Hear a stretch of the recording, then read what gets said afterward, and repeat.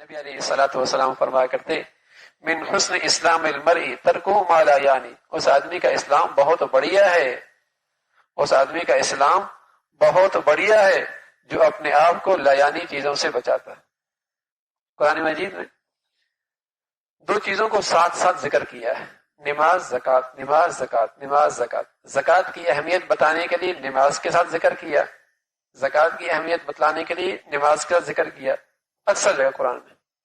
لیکن قرآن میں ایک جگہ ایسا ہے کہ زکوٰۃ کے اور نماز کے درمیان میں اس بات کا تذکرہ کیا والذین هم عن اللغو معرضون، اللہ کے پیارے بندے وہ ہیں جو فضول باتیں نہیں کرتے، لغویات سے بچتے ہیں۔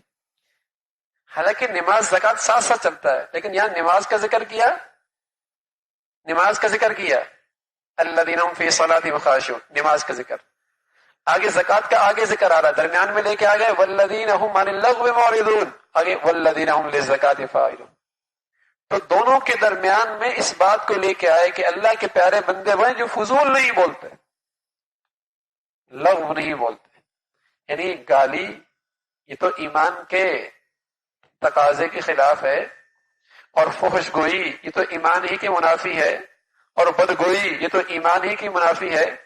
لیکن اگر کوئی اپنی اسلام اپنا بڑھیا کرنا چاہتا ہے، اپنا ایمان بڑھیا کرنا چاہتا ہے، تو پھر تو وہ فضول بھی نہ بولے، لا یعنی بھی نہ بولے۔